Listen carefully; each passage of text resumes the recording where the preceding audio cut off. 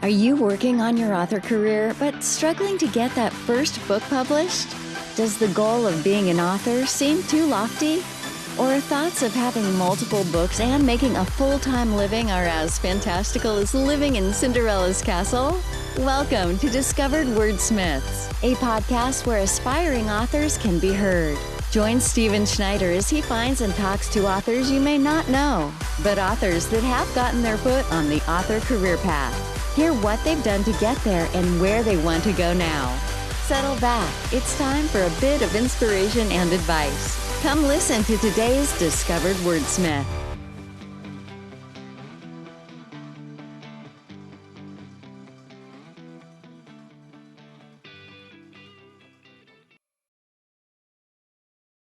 Great author stuff. All right. And I love this because I always ask the authors when you're writing what products and services that you use, and you right away have journaling as part of that you had years worth of material already written.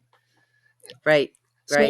So it's like fodder for or grist for the mill. You know what I mean? Like it was just there. So I think too the habit was there, if that makes sense. Yeah. I guess the habit of writing, like one of the things people say, you really have to make it a habit. Every day you sit down and you write. I'm like, yeah, you do that. That's already doing it. Yeah.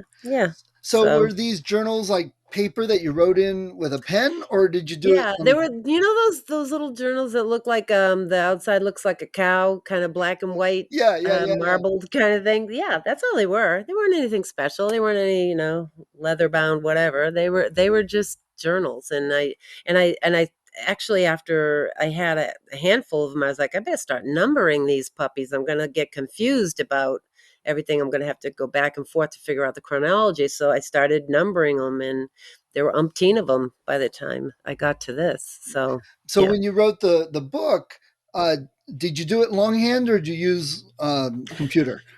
No, I typed. Okay. I typed. Although I used Google Docs and that was fine. But now in hindsight, I should have used Word.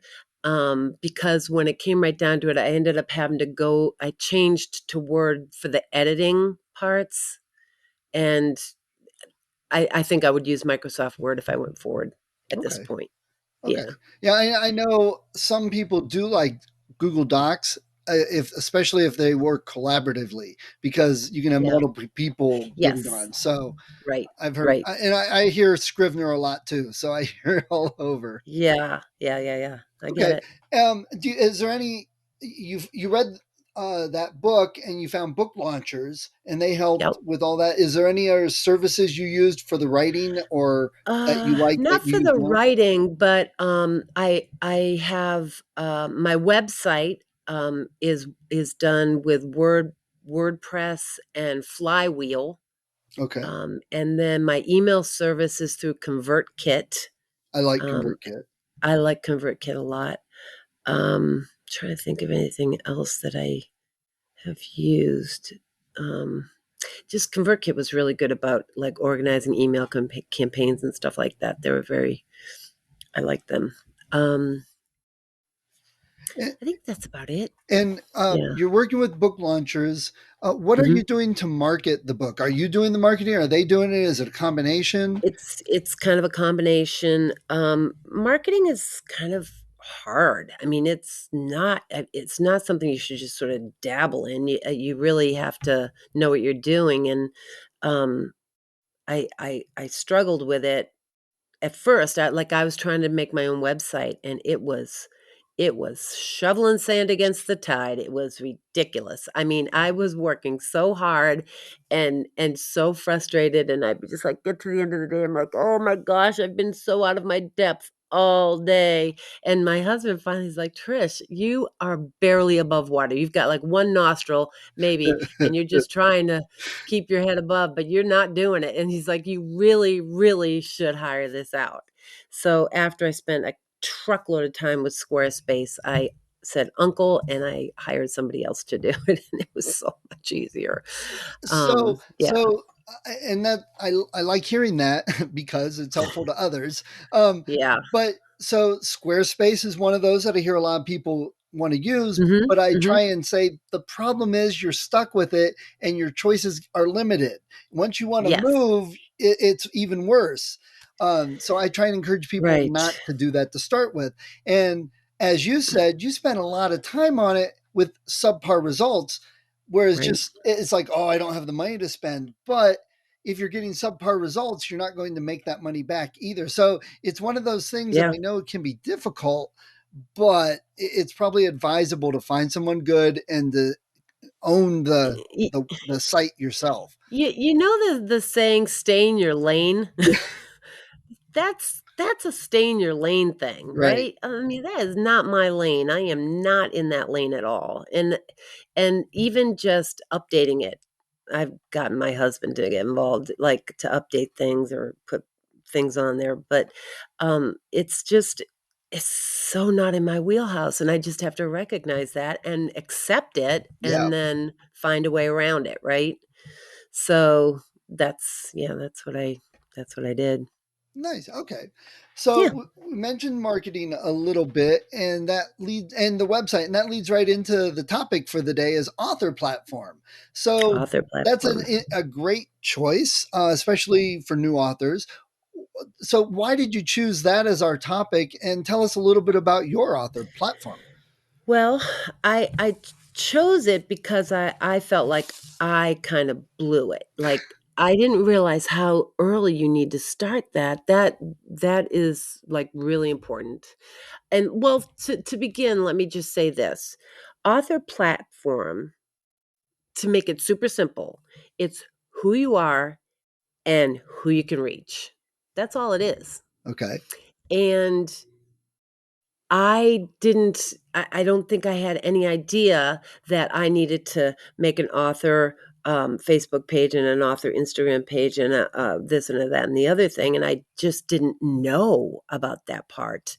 And so, probably 6 months before I finished the book, I actually started a Facebook group called A Dose of Hope with adopted and special needs kids, and I post to it, and then once a month I go on and do Facebook Live on there, and it's created a following of people that are interested in adoption issues, special needs kids, all that stuff, and it's created kind of a group of people um, that have similar needs, and so that's what I mean, like, who are you in your area?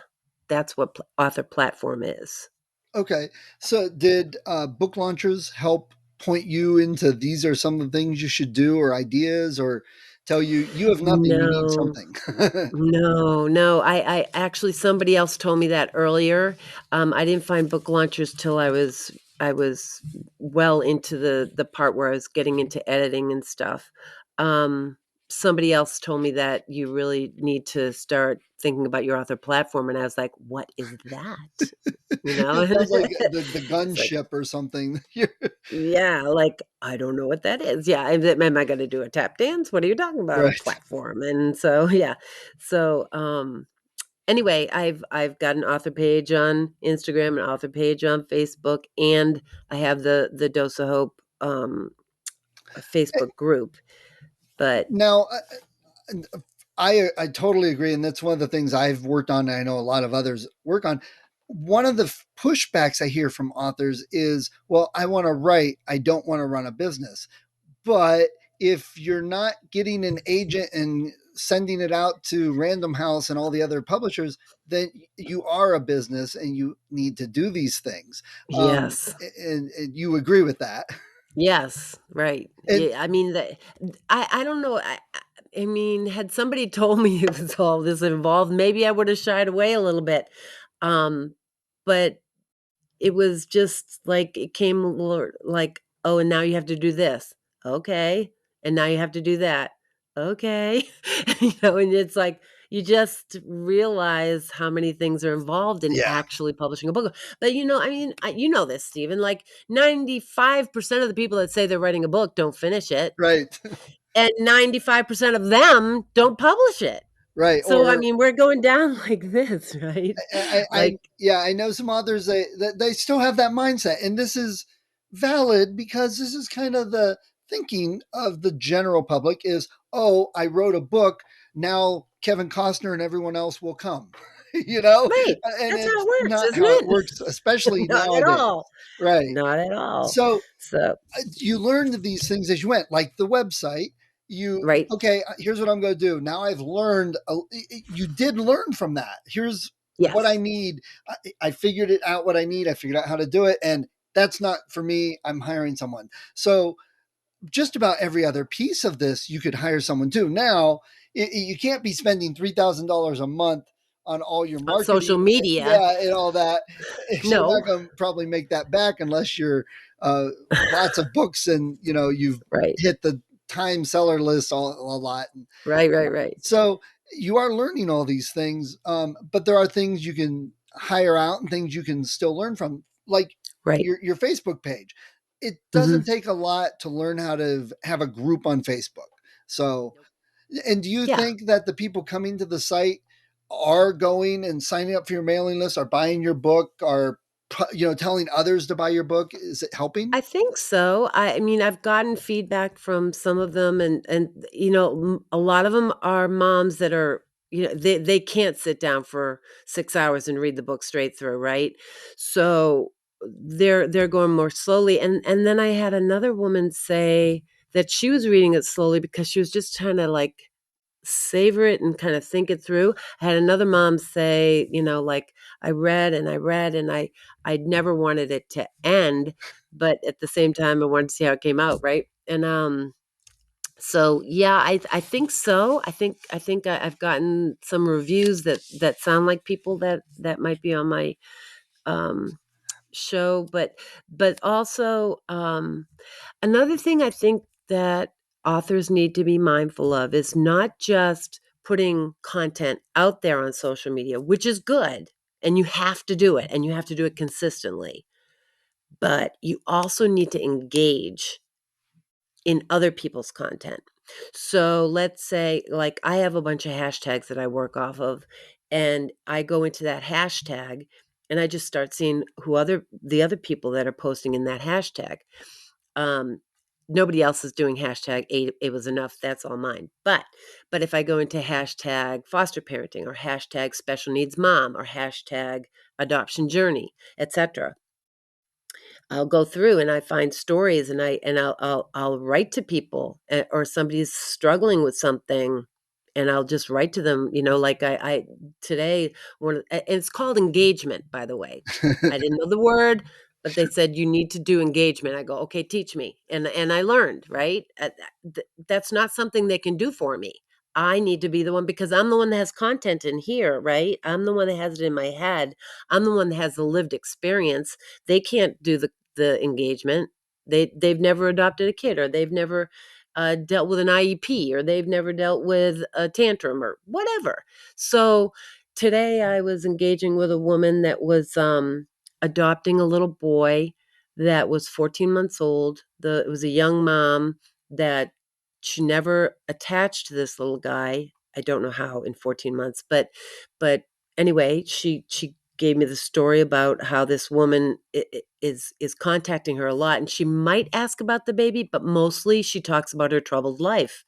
And she started to talk about different things, and I was like, this young mom has arrested development. It's clear as a bell, but this lady didn't see it. And I said, I don't know if you've ever heard of the term arrested development, but this Besides the woman TV probably, show. besides the TV show, she probably had a traumatic event that occurred when she was like 13, and she is forever 13. So when you speak to her, you need to talk like you're talking to a 13-year-old. And you probably are going to want to try to steer her towards some professional help because she's going to ask for more and more and more of your time. And going forward, what you set up now is how it's going to go forward. And you don't want that to happen because it's going to get huge. Right. And I knew that because I dealt with birth moms before. I knew that because I'd been through some different things. My Publisher can't do that. She has Right. no idea. So, and then too, sometimes I'll get instant messenger messages from people that watch the show, and they need input on their specific situation. And sometimes I'll tell them, give me your phone number, or we just need to talk, right? And that's fine too. But that's what it is. It's all a kind of like a support system. And that's really what I wanted it to do anyway. So So this is a bit of a leading question because I okay. know where your answer is going to go. So you're engaging with other groups, other people on Hmm. Facebook and probably, Twitter, anything Instagram. else with similar interests or problems. Um, Yep. but you're not, hey, buy my book. Hey, buy my book. This is what you should do. Never. It's Mm-mm. actually talking and being a part of the community. Right. So Right. how does that sell Exactly. your book though? That's the question. Well, like when I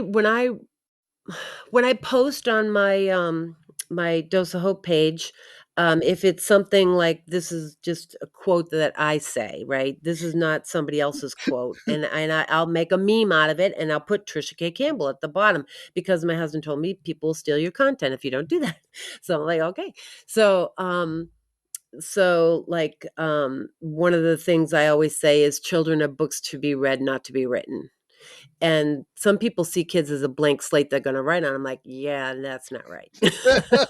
Right. and and so I always say, kids are books to be read, not to be written. And so I have a meme, and then like I'll put hashtag it was enough, hashtag adoption journey, hashtag special needs mom, special whatever, well, all these different hashtags, right?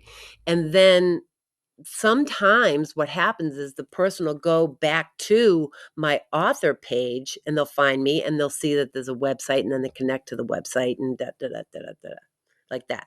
So I'm not out. Well, you just assume that selling your book is going to be a kind of a side gig of that, Right. right? Agreed. It's Yes.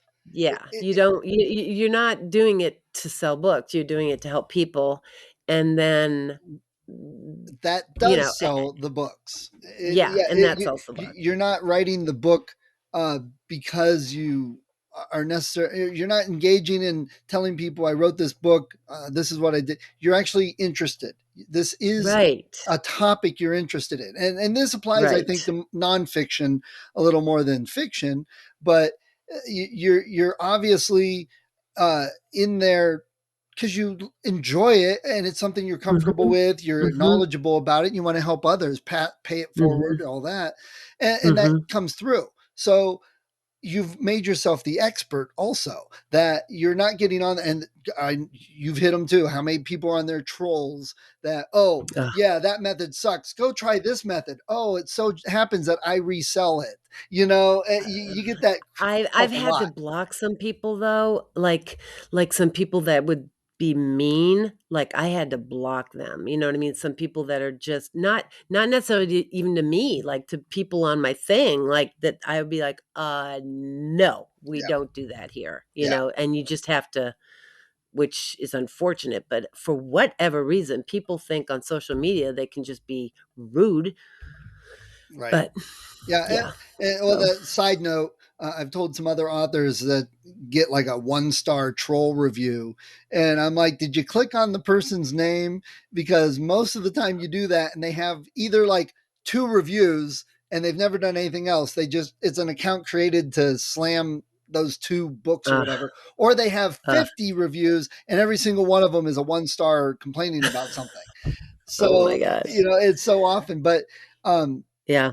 when you're engaging with the people on there, I'm working on doing the same thing. I Okay. with my books, I want to work with middle grade kids to help Okay. them not just write, but to be prepared for the future work world. Because when they Mhm. hit 18, going out for a job is completely different than what we had going to look for our first job. Yeah. Some of them don't exist. The entry level jobs aren't there, or they're like, well, we have 500 applicants for this job and some of these people have experience, you don't. we're hiring them. So you Yeah. work for 20 years to get an entry level job. So anyway, my point is, I'm trying to engage with the parents without coming across as, hey, by the way, I do this to make money, the books or the talks Oh, and stuff. yeah. It's that Yeah. balance that you don't want to seem smarmy, like I'm only here for this, but Right. I know what I'm talking about, and I want to talk about it because I'm that interested that it's a part of my life and business. It's a Right. weird, hard balance sometimes, especially when you're dealing Yeah. with kids. Yeah. Oh, I imagine so. I mean, like, and you're trying to teach kids to write? Is that what you're doing? Partly, Or yeah. trying to My new tack is I'm working with. I want to work with more kids to teach them writing narratives for video games because it's becoming a huge Oh, market and nobody really talks about that. And I think some of these kids that have a rough time in school or don't see where the future is or anything, it's like, well, I love video games. You mean I can write a story and it becomes a video game? So it's a ah, skill to interest them and you know get some of these yeah, kids that may not do so well in school, but they like video games. got it. So, Okay. but That's interesting. Huh. so have you ever had anyone like accuse you, hey, you're only here because you want us to buy your book? Nice. I So have never had yeah, anybody specifically do that. I'm sure that there are people that think that or whatever. Um, and honestly, my husband and I both were like, "You know what? At this point, it's a zero-sum game. Gain is like I don't know how much money we've spent on this book, but and that's fine. But we it was more like we want it out there for what it can do. It's not to make money. So hopefully it does so that we don't lose, but at the same time, it's okay. It's n- more now you're online. You're helping others through various mhm, social medias, your own group that you mhm, run, and that have you thought about other avenues that are connected? For example, talks or going into uh, I don't know where the classes where they're talking to the high school kids about parenting and stuff, or mm, what just I'm sure if we sat here and brainstormed, we'd probably think of 50 different things. yeah. But have you thought about any of those types of things Like in connection? speaking, like, professionally speaking kinda thing? Yeah. I could. I don't have trouble doing that. I like I told you, I started out as a high school teacher anyway, so that if you can do that in front of a bunch of teenagers, you can talk to anybody, right? I mean, it's Right. like they're a tough crowd. So, yeah, I definitely could do that. Yeah. Um, It's just but at this point, I'd say, we just launched the book in December and we're trying to get all this marketing stuff off the ground and um um I guess I need to do more of these kinds of things like with you and there's a radio station that's like a live call-in radio station that wants me on this month and so that'll be interesting. oh, that's cool. Yeah, that'll be interesting. But once we get all this initial stuff off the ground, maybe I could figure out like how to design a talk that's around the book or whatever. I definitely could talk to kids about you want to wait till you're married and you want to wait to do this whole thing. It's like Right. it's not for the faint of heart. So Well, I mostly had two raised, and that was, time consuming and difficult enough. I can't even imagine, eight growing up. And I yeah. assume most of them were fairly young when you adopted them. Oh, yeah, nobody was over 4. Oh, geez. The oldest was 4, and then we had one that was almost 3, one that was 10 months, one that was 6 days, and one Wow. that was 4 days Wow. old. So, yeah, they were little. Um, and yeah, and at one point, the kids were 0 to 14, and now they're 22 to 36. We've And got 14 to 26. got it. So, Nice. all right. Nice. Well, Trish, it's been great talking about your book, and we are going to do a chapter read. But do you have any last minute advice for new authors before we sign off here?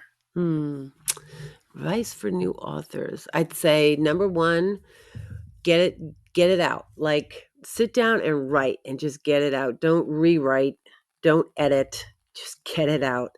I tended to rewrite and edit as I went because I was trying to remember where I was. So my other recommendation would be make yourself a note of where you were in the narrative so you can just jump right in instead of going back and getting stuck into the editing thing, which you shouldn't do. Make yourself a little note and you just proceed. I totally agree. I've heard more and more authors who spent a long time redoing their book over and over and over. Yeah. And I know I've done that to some degree, but I also learned a lot from doing that. And I've fallen away from that. And I think at some point you either get comfortable and feel like you've learned enough and it's time to get the book out and move on to the next book. Or you stay stuck in that because it's a hobby and maybe you just enjoy writing and, I don't know. And massaging the heck out of every sentence or something. Yeah, right. I don't. Yeah. I am not that person, but I'm kind of a type A person though. I would also say start your author platform sooner. I messed that up. Get marketing help. That's not in our wheelhouse. The author people that's not their wheelhouse. And what other thing would I say? The other thing I think is for me, I don't know if you found this, book launchers, because they have a marketing department, I have liked the fact that I have all these things in one place and they're kind of coordinating each other because they're all interacting. Mm-hmm. So if you wanted writing help and you got it here, and then you needed publishing help and you got it there, and then you needed marketing help and you got it there, it's kind of they're not connected. Whereas with book launchers, I could access any of those kinds of things all along the process, and they were all interconnected and they're all coordinated. Nice. So I thought that was helpful. Great. All right. Yeah. Well, Trish, it's been great talking about the Thank book you. today. It sounds wonderful. Yeah. And I'm very pleased to know somebody who has done all that work to help 5 kids that may have had a rougher life. So that's Thank you cool. for listening to Discovered Thank Wordsmiths. Come back next week and listen to another author discuss the road they've traveled, and maybe sometime in the near future, it might be you.